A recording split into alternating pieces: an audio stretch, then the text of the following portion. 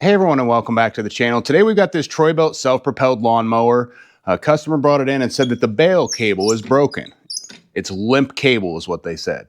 Well, it's not just the cable that's broken in this case, but it does have this weird self-propel system to it that they're putting on all the MTD made stuff anymore. So whether they call it InStep by TroyBilt or My Pace by Cub Cadet or Pace Control by Craftsman, it's all the same thing. It's all exactly the same design, maybe a little bit different handle as far as the colors and stuff go. I'm going to show you how to get this taken care of if you have the same issue, no matter the brand, make, or model that yours is. Don't forget to hit those like and subscribe buttons as we go along if you enjoy the content.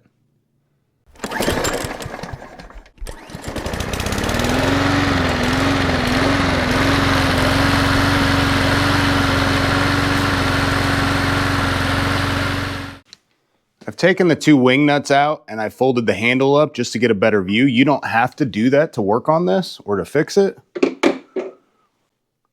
Bale cable does nothing at all, it just moves freely, doesn't move the cable. But if we inspect a little bit at the back, you can kind of push this self-propel handle forward. You can see that the cable is not even hooked up. It's in good shape, but it's not hooked up at all. It's actually supposed to be mounted about right here. There's supposed to be a hole in that plastic where it goes to. This is a new one we have. You can see where it's supposed to be. Just kind of a cheap plastic. But if yours is in here and it's still not moving the cable down below, you may have an issue with the cable actually broken itself. Here that's not the case, but you can check up top on the red bale handle itself and make sure that it is actually intact. If it's kind of hanging here and you move it, the whole cable will move. So we know it's intact up top, but at the bottom, you can also check to make sure it's in the correct hole at the engine.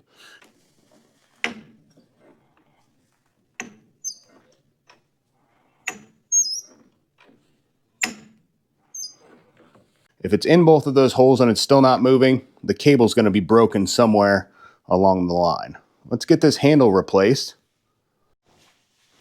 It's not too difficult to do. Basically, you've got a couple T25 torque screws, one on either side.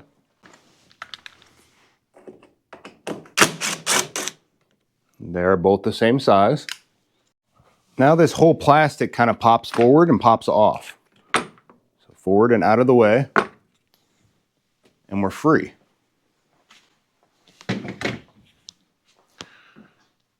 From there, we can take out the cable from the bale handle, and then we can actually pull the piece out itself, and that disengages everything. That frees your handle up just by pulling it out. All of this is just kind of hanging there now. As we go to take the handle off, it's just kind of hanging there, remember. We'll just move that forward and pay attention to where this self-propel cable goes to. Right in, it's just a little Z-bend. You can take it out, but there is a metal piece in there. So that's got to come out too, and you've got to make sure it goes back in the right hole. To take it out, we can just use a pair of needle nose pliers. We'll kind of pry, and it's going to go through the back side, so through the inside to that back hole. That's where we're going to put it back at. Through the inside on the back hole of the new one. I'm just kind of pinch it. Oop, can't pinch it through there. Just kind of pinch it to get it back in. Not wanting to go real well. There it goes. Now it is in. And we can put ours back in. Oop, from the outside, not the inside. And then back onto the handle like it should be. Now all you got to do is reinstall the other things that were just there.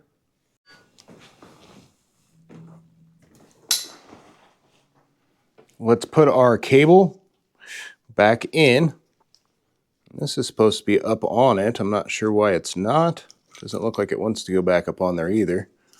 Kind of just protects the cable. Make sure as you're doing this that the cable is on the inside here is where you want it. You don't want it on the outside because then it'll rub on the wheel, and this has kind of got to be free. So it really just kind of gets left hanging here. You can put like a zip tie up here to keep it out of the way of the bag if you're using it with the bag, but you don't want this portion on the side next to the handle to be too tight, because then it won't have enough room to flex when you move the self-propel forward and backwards. So zip tie it here if you're needing to. Otherwise, you can just leave it kind of hanging on the inside where it won't be in the way of the bag if you're not using that. So let's put our cable through the hole and go ahead and lock it in so it's secure. As we go to install the bail handle, we want to first install the cable, and we want to install it on the right-hand side of the bail handle, and then we're going to line everything up with the top hole here. So there are two holes. It's not the bottom hole. It's going to be the top hole. Line that all up. And then we're going to install this at the same time. We're going to push this straight through that top handle. It's got to be far enough up that it clears. And then the same thing for the other side. It all lines up. And now when we engage it, you're good to go. That all works, and it's moving down at the engine too. If you install this on the other side, it's going to hit this plastic. So it's got to be on the right side of that bail handle. And now everything works correctly. Self-propel works, the bail works. Now we've just got to reinstall the cover. Cover just kind of goes on up underneath and locks down. And then we've got our two screws to put back in.